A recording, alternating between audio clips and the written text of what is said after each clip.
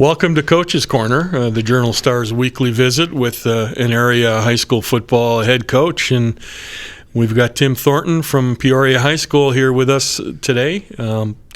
If you are out there and want to join us with questions or comments, feel free.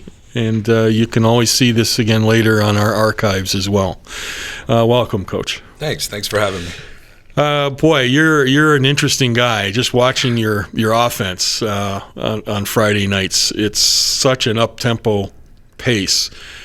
That had to come from somewhere. I mean, what is your influence, your approach? Where's it from? Well, we've always wanted to do things a little different, and we always just kind of initially the goal was never to accept that we had to do something just because it was done that way in the past. So we were always kind of trying to challenge the norm a little bit, and we came across a group where we had some skilled guys. We knew we wanted to spread the ball around.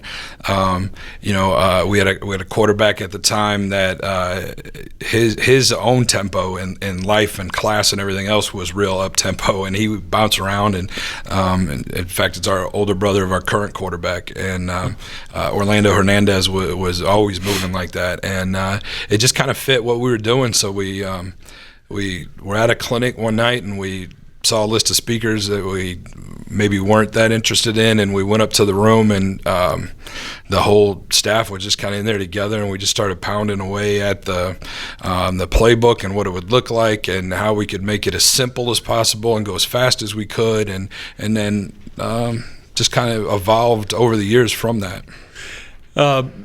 Football played the way you would want to have played it as a player, as an old lineman back in the day? Yeah, I don't know. I don't know that I would have enjoyed it that much. I was never the guy that was in the best physical condition, and I think this would have been real tough. I think I would have enjoyed it once I got into it, but as an offensive lineman, it's not something that I would have been like, oh, let's do that. Let's do more of that. So. But the mentality of it and the way that we approached it versus you see some of the, Oregon's more of a zone, more of a finesse, and they're still going that same tempo. I think ours is more of a still trying to have those power runs and those counters, those gap schemes, those things that allow you to come straight at somebody and then still be able to kick the ball out to the edges when needed. And I think it's a little different.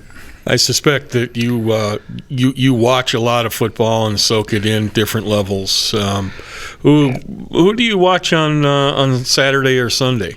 Well, I watch us and our opponents on Saturday and Sunday. I don't get to watch a whole lot of football till I'll catch the end of a Sunday night game after our staff meetings. I'll catch the end of a Monday night game, and then it's not till December and hopefully not November, but November that you start catching a lot more of those games. And when that time comes, I mean, I eat it up. I watch as much of it as I can, and as much of it as family time allows. But during the season, I don't catch a bunch. I haven't seen much this year at all. And when you watch an NFL game, if you could pick any game on a Sunday, which offense, which team would you enjoy watching? I kind of treat NFL on Sundays as my entertainment, and I kind of watch college with more of an educational purpose. Like I'm trying to get something out of it. So I'm going to watch the Bears on Sunday. I've been a Bears fan my whole life, and that's never going to change. And it's tough because it's as far away offensively as I think you'd want to be from what we do. But I'm okay with that. That's Sunday, and that's it. But when it comes to college football, I'll spend a lot more time watching the teams that kind of do the things that we do. And some just mix it in, and some go as fast as they can. And there's things that can be taken from all of them. So I'll watch them, and I'm always watching them. There's always a dry erase board next to me, and just kind of. No kidding. You're watching at home with a dry. I think my coaches and I call back or text back and forth on our group chat more about what we're watching on the like, hey, can we do that but add this, and a different coach will chime in and but we can do it with ours and it makes it look like this, and just take those little pieces and put them together, and we've got so-and-so, he'd be really good at that, and we just get excited about that kind of stuff. You got a play or two in your playbook that you've taken from a college game, from a college team? Yeah, I don't know if it's a full a full-on just take that one play. But your version of it, but it's definitely been a lot of our plays have definitely been affected by things. So we've taken variations, and like maybe we had a play that existed, and we took it from that. Now, most of our playbook originally stems from the things that we were doing at Illinois State when I was coaching there, and those things came from, Rich Rodriguez at Clemson and Hal Mummy at Kentucky, and like all these different places that were put together, and Denver Johnson and Fuente, and those guys brought it in and kind of had it stirred up together, and that was what I knew. So that was what I knew the best. So that's what I took with me, and it was kind of nice to be able to spin those, that put modern spins on it. And you watch Gus Malzahn and you see what they're doing and what Chip Kelly was doing at Oregon, and study those things and see how they use them and then how they can apply to what we do. So. And of course, you've had influences. You've named some of the guys that you have coached for or with or studied. I mean, in your journey, coaching journey, who's been a mentor or an influence for you? Man, I've had a bunch, and I think I've been extremely fortunate from the coaching standpoint of it. It didn't work out so great from the playing side of it, but my dad obviously started me right, got me kicked off into it. It was just what we did. Like it wasn't a question, are you going to play football? It was just like you just knew that that's how it was going to go. You felt it, you loved it, you did it. And Dad's name? David Thornton. David Thornton. And and that was great. And it was awesome. He was able to experience some of that with me before he passed. He passed right before we won the state championship. But we know he was with us for that. But and then one of my current assistant coaches, our quarterback coach Dave Fauser, was my JFL coach for a long time, going up through JFL. And when I first started coaching high school, it was like priority one for me to try to get him back on staff. And eventually I was able to talk him out of coaching for the guys in Orange and coming over to us, and it's been great since we've had him. He does a great job with quarterbacks. Then in college, I had a unique experience. I had 5 different offensive coordinators and 4 different head coaches. Wow. And I think 4 different O-line coaches in that same time period. And all the guys that I had as offensive line coaches are still coaching college football today. I mean, they were guys that, went on to coach at the Bears, went on to coach for the Saints, went on to coach at Virginia Tech. One came back to Illinois State and is there now, and just had all these great influences that showed different ways of doing things. And so I was able to kind of take the things that I liked and the things that I didn't like and kind of start building my own style from that. So I think I got a huge coaching education early, and it didn't work so well for the guy that on paper didn't look the best. I was the smallest in the room at Illinois, and I transferred to Illinois State and still maybe didn't move as well some of the guys there, and it was always kind of hey, start with some new guys and prove your way up and work your way up, and it just kind of came to a point where you start learning different things. Darryl Crouch, sure, old lineman, sure. Roland Brown, Tim Hines, Doug Nutter, Tim Thornton. You guys are all offensive linemen in the day, and you're all coaching and successful. Sure. Here, what is it about O-linemen and coaching? Well, I think a lot of times the flash of hiring getting that quarterback hire, or the flash of a guy that had a high productivity on offense and those kind of things, those sound great sometimes, but I feel like there's not a ton of guys out there that really have a huge grasp of what's going on the offensive line, and a lot of the guys you named are all over it, and they do a great job with it. And I think you see that success translate. And there's plenty of guys out there that maybe know who to block and where to block and what you want to block in each front, but maybe a lot of the ins and outs and the techniques and the nuances that I think make an O-line great, and then translate into making your offense a lot more successful into multiple looks. I think sometimes that gets overlooked, and I think if you have a good O-line guy, and I've got a good O-line coach too with Jeff Roper that does a great job for us. But I think when you have that offensive line understanding, I think it really just magnifies what you're doing up front. And the O-line is not an individual enterprise. It's a unit, and you've got a philosophy about that. Why don't you? So we do. I don't know if it's Facebook appropriate, but I'll kind of give you the gist of it. And we talk to our guys, and it's one of the first things we talk about. And just kind of hold your hand up and think about if you were to slap someone, it would do some damage, and you would get the job done. You would apply force to someone else. But if everybody's doing the same thing, you've kind of got a weapon there. If you get everybody doing the right thing and you get everybody on the same page going the way that you want them to go, you become a lot more powerful. But if you get one guy out of place, and not that guy, but if you get one guy out of place, then we're in big trouble. So got it. That's kind of where we go with it. You're a Woodruff boy. I am.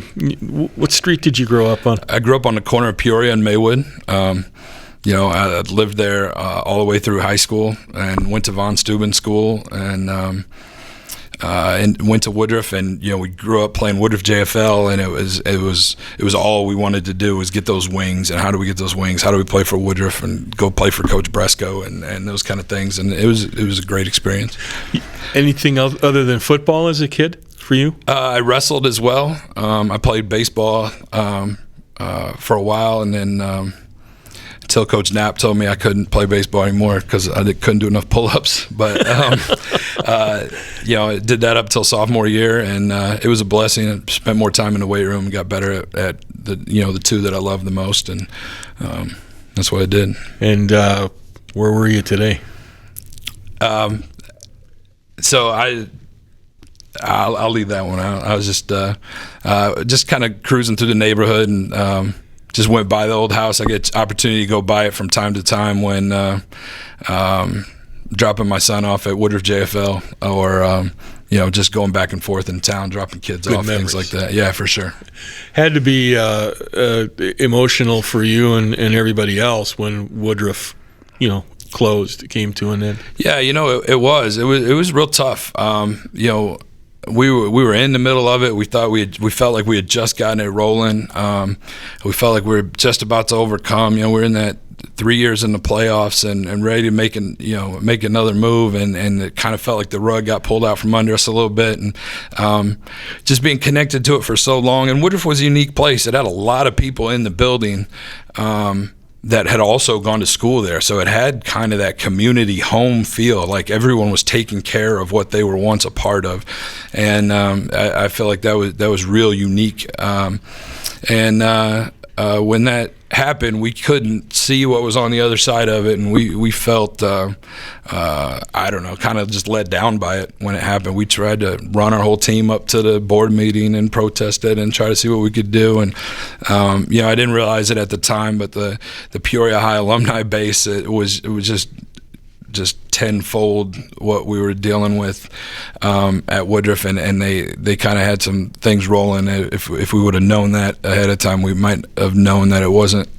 the battle that we thought it was on which one was going to stay open if it came down to that. But it's kind of worked out well for the kids. It's worked out well for us.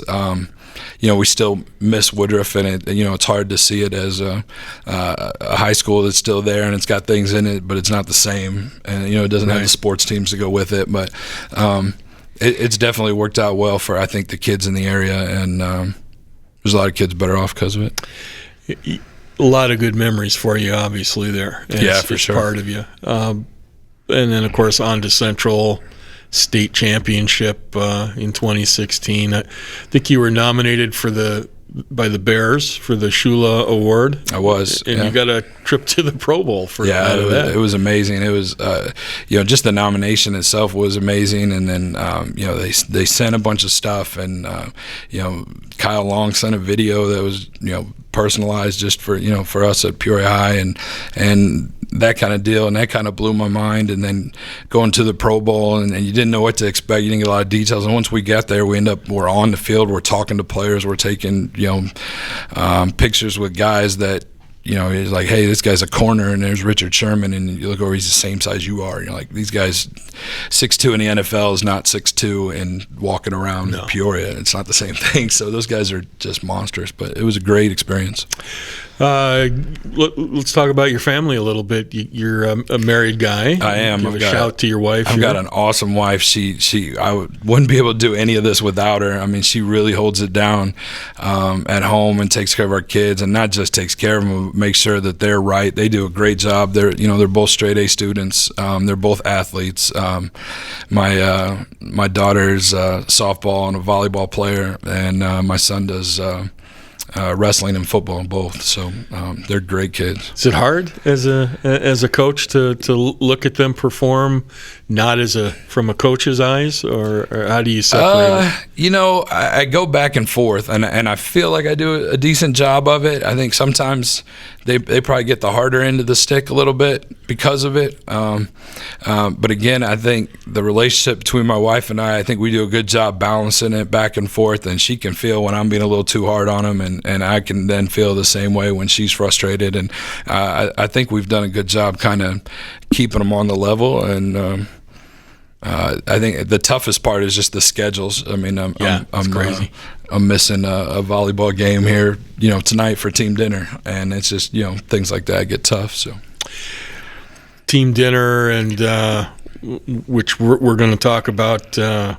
Your outreach program is going to involve a team dinner later in October. Yep. But you also your program had quite a surprise over the summer.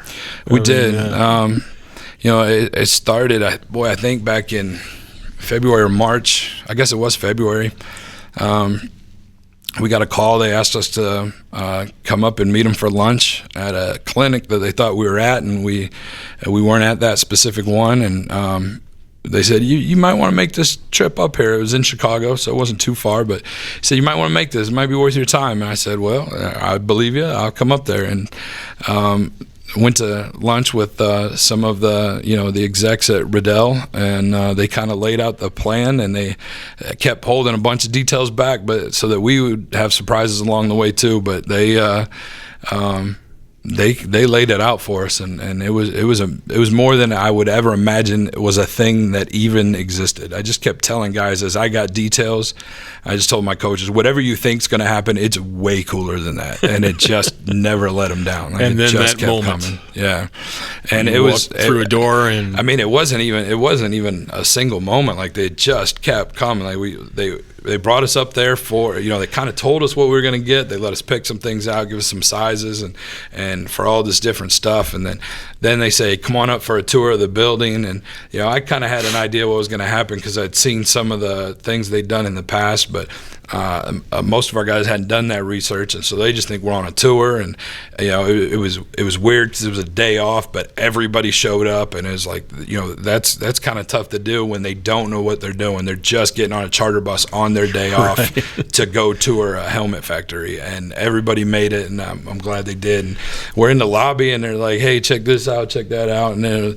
all of a sudden a door opens, and Peyton Manning and myself walk out, and they go nuts over that. And then he does what he does, and he just kind of says, oh, by the way, there's, besides the fact that I'm here, like, check this out, and a door opened, and they just wheeled out the brand new helmets and the brand new shoulder pads, and the kids just went nuts, and it was the looks on their faces was probably the best part, like just to see how excited they were to kind of be that group that so many times is kind of overlooked or left behind, and now they're the group that's in the spotlight and the highlight, and it was pretty awesome to see that.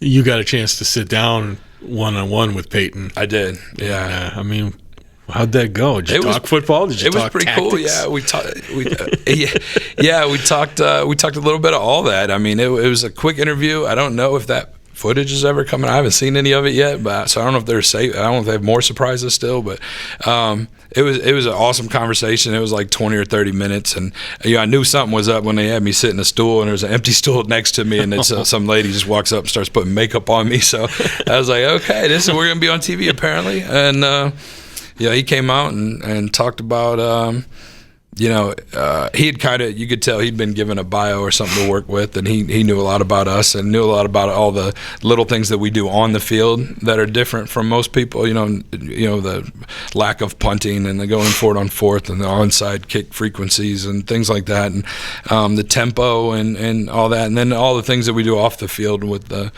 programs for the kids and the things we do with the meals and whatever, and just kind of talked about all that, and it was pretty awesome. And then, of course, later in the summer, he came to visit your camp, and and it comes full circle. It's pretty cool. He came by and he filmed a little what they call Peyton's Places.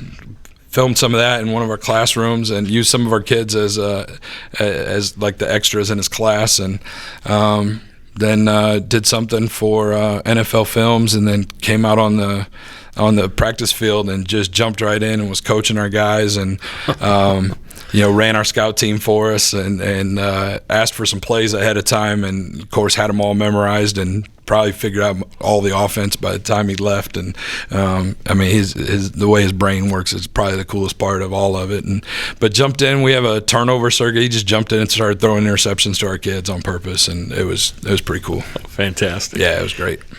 A guy like that is, he's probably going to go higher into NFL management at some point than coaching, but he certainly has a coach's mind. And if you could sit down with any NFL coach tomorrow and just talk football, who would you spend your time with? Boy, I don't know. That's not one I've thought about. It'd probably be an extremely dry conversation, but probably Belichick, and just talk about all the off the field stuff that doesn't have anything to do with X's and O's. And I feel like those are the things that make the most difference. And if I could take something from him on that we don't do already, that'd be fantastic. Which is a perfect segue. Your program is a lot about off the field, away from football. Yeah, our running joke in the staff room, or walking around in staff meetings, whatever, is when do we get to coach football? Yeah, because it feels like the other things are so much more important, and we spend more time with those, and sometimes we're uncle, and sometimes we're friend, and sometimes we're father, and sometimes we're psychiatrist, and sometimes we're social worker, and whatever the case may be, whatever's needed. And I've got a unique group of coaches that do a wonderful job, that really care about the kids, and I think because we love them so much, and I think because those kids love them back, like the things we get done differently, I think are just pretty special. Well, there's the Cardinal way. What is the Peoria High way? Man. How do you get coaches and players and parents and all that to buy in? So, I don't know. I don't know that I've ever been real good at having a plan to promote the buy-in. I think we have just always kind of jumped in and did what we thought we needed to do to uphold our mission statement. And our mission statement has always been that we want to try to create more opportunities for our kids when they leave us than when they found us. And we want to make sure that they're prepared for those opportunities, and that they can take them and run with them and be successful at them when they get them. And we just take every opportunity that we get to kind of attack those things, and it's just kind of led to buy-in, and it's kind of led to they don't care about what you know until they know that you care. And then the parents just kind of saw some of the things that we do, and they got excited about it. And we didn't start doing study tables because we were trying to get parent buy-in, but we do study tables for an hour before we go out to practice, as soon as school's out, and that ends up being one of the things that the parents like to talk about most. the things with the dinners. Like we originally did team dinners because our kids just weren't eating unless the school were giving it to them.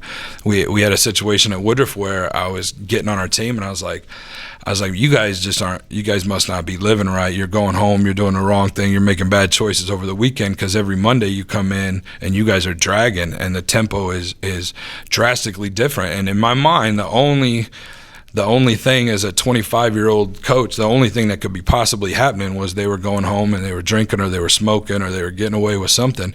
And one of the kids jumped in the conversation and politely raised his hand, and he said, "Coach," he goes, I don't do any of that. I haven't eaten since Friday's lunch." And he said, "I found $1 in the couch. I went to McDonald's and got a burger, and other than that, like, that's it." And I'm like, man, we're looking at this all wrong. Like, I'm worried about if they're going to show up, if they're going to lift, how hard they're going to lift, if we can get this play blocked, if they can run power, if they're going to run full speed on the sprints. And I'm like, we're focusing on the wrong thing. Like, we've got to take care of these guys first and get them to where they need to be, and worry about that other stuff later. And it just took off from there, and we just approached everything like that. And I think it just, I don't know, it just makes us a little different, I guess. You look around the country now, and the relationship between kids and the police is difficult in a lot of communities. Sure. And you've got something that you've been working on and planned here. Yeah. What are you going to do on October 11th? Well, for the whole week, really, the game's on the 11th, but for the whole week, my goal is to create something where police officers, Peoria Police Department, and our kids get some opportunities to interact with each other and basically learn more about each other. And our kids get an opportunity then to see that the police are they're real people. They're not just a badge. And then for the officers then to see our kids too as, maybe in their circles when they go home, all of them don't interact with kids that look like our kids, or that come from the same backgrounds. And maybe this is an opportunity for them to see these kids aren't that far off. These are good kids. No matter what the circumstances are, we've got some good kids. We have some kids that look scary, but we got some really good kids. And I just want to just kind of bridge some of those gaps that exist, just kind of because cultures are different, and where you grow up can give you a different opinion about people that grow up in different places. And it can be race related, it can be area related, it can be regional, whatever. But just kind of bridge some of those gaps that you see causing problems in other parts of the country. Special jerseys. The police are going to take your players out to dinner that week, and we do. You're going to host them. Yeah, kind of tying all the stories together. Where I invited them to our team dinner the Thursday before that game, and said, hey, send some officers, send some guys. And I know everybody can't get off or be there on duty or whatever, but let me know how many you want. Send some guys. And they said, well, we'll do that, and I think maybe we can get some money to take you guys out too. So I said, that'd be great. Why don't we do that on Monday, and we'll do this on Thursday, so we get those two opportunities. And then just kind of open practice to any of the officers that wanted to swing by, and if they want to walk around on the field and see how we do things and just interact with the kids, and that's fine too. And we've got the jersey, like you mentioned, and that's kind of another deal through Riddell. It was one of the things they offered. They have a really cool jersey that is reversible, and they kind of want to bill it as a deal that if you wanted a jersey that had your main jersey on one side and then your promotional night on the other, you could do it. And we had just purchased the new jerseys a year ago, so I said, well, let's do one throwback jersey and one police jersey. And I said, how crazy can we make it and still be legal? And they were able to make one that fades together, and it's got two different colors on it, and I think it's going to look really nice. So it's never just about football, is it? No, it can't be. I think as soon as it does, I think it becomes something that doesn't represent what we're trying to be a part of. I mean, we're doing this for different reasons, I think. So, yeah. You had Manuel last week, and you said something interesting after that game about the emotions of that game and why it's tough for your team to play it. Seems like it's tough every year. Sure. I think it's tough for kids nowadays. Well, it's tough for people in general. I struggle with it, but at over 40 years old, it's something that I've worked on from time to time, but it's impossible to be logical and emotional at the same time. And so until we can get those emotions in check, we can't really operate at our optimum performance. So every time we play manual, it's an emotional game for our kids. Most of them hang out with each other. They're in real tight-knit groups together. And it's when I say hang out, it's not just hang out. I mean, these guys are sometimes more like brothers or cousins. Like they've gotten themselves through family deaths with each other. They've gotten themselves through trials and hardships and adversity that a lot of kids wouldn't even know to experience. And so when you're out there and you're competing at that level, and it's tough, and it becomes personal, and it becomes something that you really want to do your best, but you don't focus on the things that you don't focus on the process, which is something we talk about, and you just start focusing on your opponent, which is something we don't talk about, and it gets tough. So last week was a tough game for us, and we had several points in that game where we didn't handle it well, and we had some that we overcame, and we had some that ended up being a blessing. It was things we were able to talk about all this week, and kind of focus on correcting those. So when we did corrections this week, it wasn't so much about, hey, you blocked the wrong guy, or I need your hand here instead of here. It was more like, do you see the difference when you're calm? And hey, you remember when you were so jacked up after this play and you were too hype? And look what your performance did on this play versus what it did when you were even killed coming out at halftime, and those kind of things. And I think it struck a chord when they were able to see it on film and experience it, and it was good. Most of them kind of felt it and they knew it, and they're like, "This was not my best game. I was way too excited." So you're part coach, father, uncle, friend. Yeah. You got a lot of hats to wear in what you do. What is your favorite part of all that, I suppose? What's your reward at the end of the day? And how long you want to do this? Man, the reward is signing day. The reward is when they make those decisions, they say what they're going to do for the next 4 or 5 years. The best part is when, I've been doing it long enough now that I'm seeing them graduate college, and I'm seeing them come back, and I'm seeing their Facebook go from college picks to business suits, and I'm seeing their Jordans turn to dress shoes, and things like that. So I think those are the biggest rewards for me. And I want to coach forever. Like I told my wife, like, I can't see myself retiring from this. Like I see, it feels like something I want to do for a long time. I don't know if I want to do it at the high school level forever. I know I do 100% till my kids are through. When I made the decision to go to high school, it was primarily based on the fact that I felt I could be a much better dad as a high school coach than a college coach.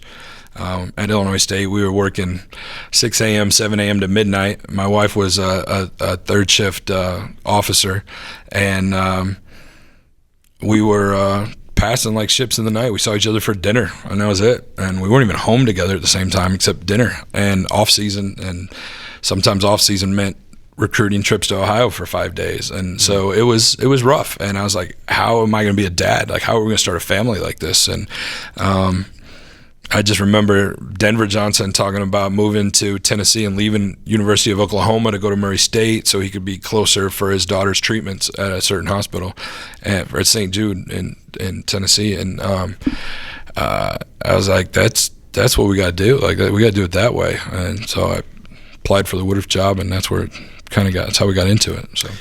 Well, we're going to wrap it up, but I want to know. You said back in February you were 400 and I was 434. And today, I think it's about 317. maybe 6'3", so you still got that O-line body. Yeah. But how are you losing the weight? What are you eating, and what are you not? Well, the not is the important part. I mean, sugar was out of control, and I talked to I'm trying to use an example for the kids too. Like, there's a lot of things you want to do, and then sometimes there's things you have to do, and it's a lot easier to do the things you have to do because you tell yourself there's no other options. And for a long time, I was like, I should lose a little. Like, I always felt fine. Like, even at 434, I'd still go bounce around practice and go run around and that kind of stuff. But I didn't notice till I got rid of a bunch of it that I could bounce around a lot more now. But looked at some numbers and I was like, man, I got to stop eating sugar. Like, the sugar is getting out of control. And what was your go-to thing when you were eating sugar? I don't know. It was kind of whatever. Like, I think that was the worst part about it. It wasn't like I couldn't stop eating candy A or whatever. It was like, man, just whenever. Like, just throw some whatever's got sugar in it. I don't know. It just wasn't even a thought process. It was just sometimes it's the lifestyle. You didn't notice till you cut it out. So yeah, I mean, you're just grabbing when you're on stuff. the fly, and we've had some excellent parents that supply our team dinners with some desserts, and we just God bless the Rutherfords. We just had a parent and child and graduate that had been with us for a while, and the desserts were just amazing during that time period. And it was rough. And you come in and they're like, you gotta try one of these, and you gotta try one of these, and you're like, you're right, I do, and then I probably need another one. And so I don't know. It just got to the point where you make those changes, and now it's to the point where it's easy. You just keep going, and so great job. Yeah, thanks, appreciate it. All right, we're going to wrap it up. That's Peoria High head coach Tim Thornton. And thank you to our producer, engineer, tech, wizard, Matt Dayhoff. I'm Dave Eminian. This has been the Journal-Star's Coach's Corner.